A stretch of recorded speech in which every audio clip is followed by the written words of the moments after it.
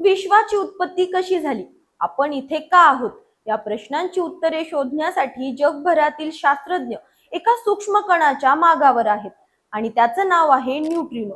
America आणि Japan मधील दोन आघाडीचे संशोधन प्रकल्प डीप अंडरग्राउंड न्यूट्रिनो एक्सपेरिमेंट म्हणजेच ड्यून आणि हायपरके विश्वाच्या रहस्यांचा वेध घेत आहेत। या शोधामुळे आपली ब्रह्मांडाविषयीची समज कायमची बदलू शकते, असा दावा शास्त्रज्ञ करत आहेत। नमस्कार, मी अंजली आपलं स्वागत करते पोलखोल मध्ये। साऊथ डकोटाच्या जंगलामध्ये धुक्यांच्या वर वसलेल्या सॅनफोर्ड अंडरग्राउंड रिसर्च फॅसिलिटी म्हणजे सर्फ येथे ड्यून हा महत्वाकांक्षी प्रयोग वेगाने पुढे सरकतोय। तब्बल 1500 मीटर खोल जमिनीखाली बांधलेल्या 3 विशाल गुहांमध्ये हा प्रयोग राबवला जातोय।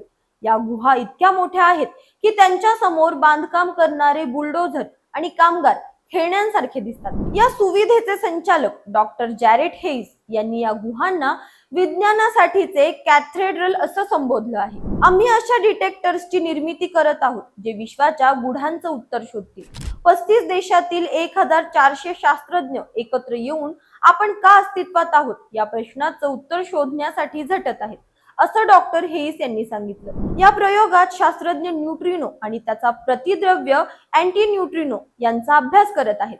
इलिनॉयस पासून साऊथ डकोटा पर्यंत म्हणजेच 800 मैल 1300 किलोमीटर अंतरावर न्यूट्रॉनीचे बीम पाठवले जातात। प्रवासात हे कण बदलतात का आणि त्यात काही फरक आहे का हे शास्त्रज्ञ तपासत आहेत।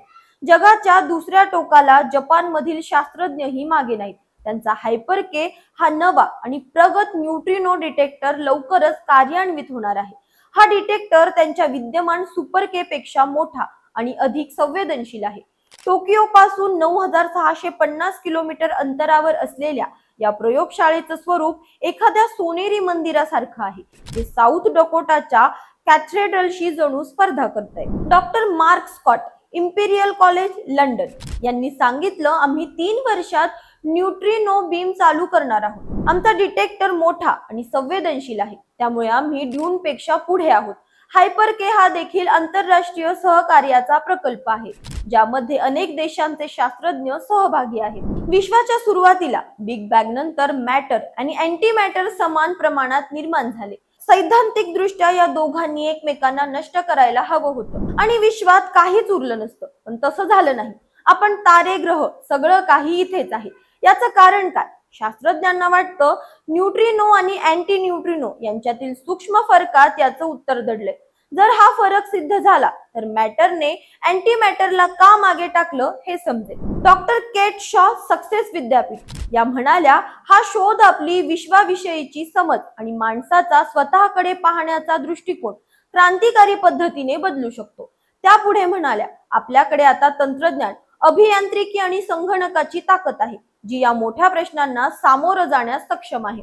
जपानची हायपरके टीम 3 वर्षात आपला प्रयोग सुरू करणार आहे, तर ड्यून थोडा मागे आहे। पण doctor Linda Cremonesi, Queens Mary University of London यांनी स्पष्ट केलं, ही शर्यत आहे पण ती पूरक आहे। हायपरके कदाचित आधी निकाल देईल, पण ड्यून कडे ती संवेदनशीलता आहे जी न्यूट्रिनो आणि अँटी न्यूट्रिनो यांच्यातील फरक स्पष्ट करू शकते। दोन्ही प्रयोग एकत्रितपणे विश्वाच्या उत्पत्तीचं संपूर्ण चित्र देऊ शकतात। या शर्यतीचे निकाल यायला काही वर्षे लागतील, पण एक गोष्ट मात्र नक्की, हे शोध विश्वाविषयीच्या आपल्या ज्ञानात क्रांती घडवतील। तुम्हाला काय वाटतं?